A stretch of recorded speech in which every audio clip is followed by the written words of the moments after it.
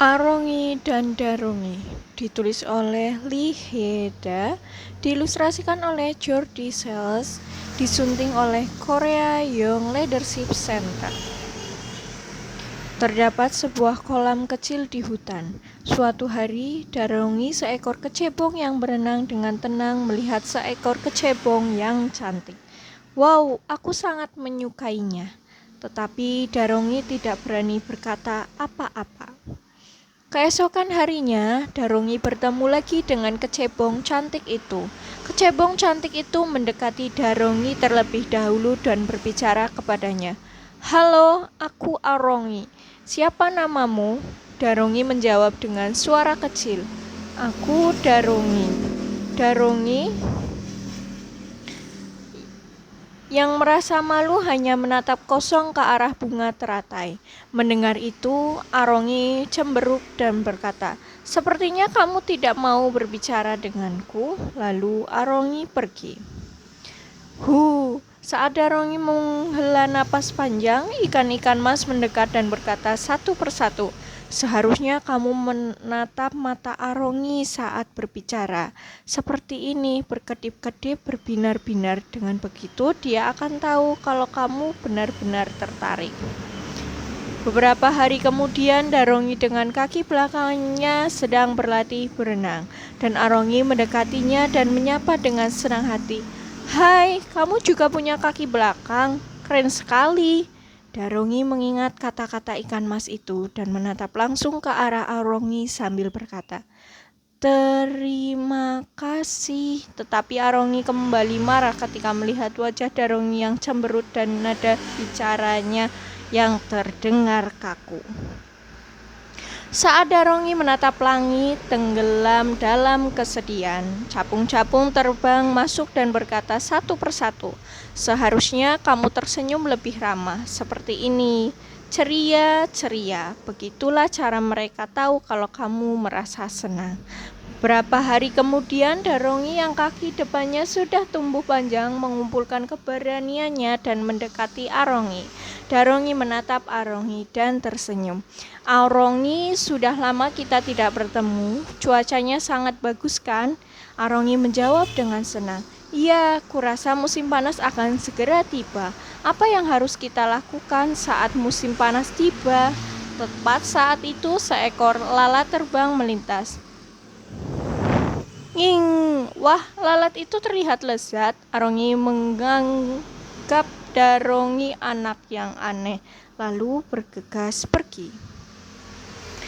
Darongi sangat sedih hingga air mata mengalir di wajahnya.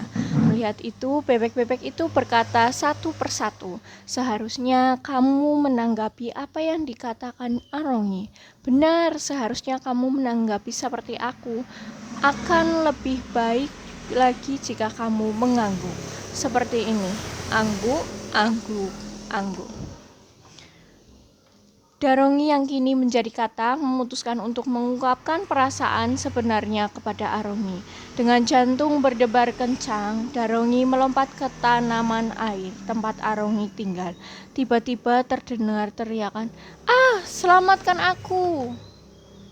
Seekor ular besar menjulurkan lidahnya saat mendekati Arongi. "Oh, apa yang harus kulakukan? Haruskah aku mendekati ular itu?" Bertatap muka tersenyum mengangguk dan memintanya untuk melepaskan Arongi. Tetapi untuk saat ini itu tidak tepat. Jadi, Darongi mulai berlari secepat mungkin. Lompat, lompat, lompat. Arongi berterima kasih padanya dengan air mata berlinang. Darongi menatap Arongi dan tersenyum. "Terima kasih, aku sangat senang kamu selamat." Lalu Arongi berkata, "Kamu katak yang sangat berani." Darongi menggaruk kepala dan tertawa. "Aku sangat malu mengatakan itu. Apakah kamu terluka di bagian tubuh manapun?" Arongi dan Darongi mengobrol panjang lebar hingga matahari terbenam berwarna merah jingga. Beberapa hari kemudian, kolam kecil itu dipenuhi telur katak, berkeruh dan berkerumun. Percakapan yang asyik dan menyenangkan. Buku ini menceritakan kisah Darongi, seekor kecebong yang Karena tidak biasa dengan seni percakapan, menemukan pentingnya percakapan yang menyenangkan setelah bertemu Arongi. Karena malu, Darongi bahkan tidak bisa menatap Arongi orang yang disukai. Kemudian seekor ikan mas muncul dan mengajarinya bahwa ia harus menatap mata orang lain sebelum berbicara. Beberapa hari kemudian, Darongi bertemu Arongi dan mengikuti saran ikan mas, menatap matanya langsung. Namun kali ini ia gagal menarik perhatian Arongi. Capung juga mengatakan bahwa tidak cukup hanya saling menatap mata, tetapi juga harus tersenyum ramah. Itu belum semuanya. Bebek-bebek itu mengatakan bahwa ketika Arongi bicara, mereka harus mengangguk, mendengar dengan seksama dan merespon. Darongi menyadari bahwa dia tidak tahu bagaimana cara melakukan percakapan yang baik. Akhirnya, Darongi membuat keputusan besar dan memutuskan untuk mengakui perasaannya kepada Arongi. Tetapi saat itu teriakan Arongi terdengar, seekor ular besar berusaha memakan Arongi. Darongi berlari sekuat tenaga mengalahkan ular itu dan menyelamatkan Arongi.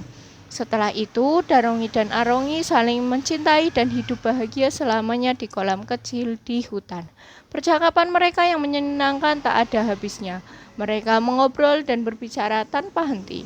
Percakapan adalah bentuk komunikasi paling penting. Percakapan yang baik dapat meningkatkan semangat kita dan memberikan informasi yang bermanfaat.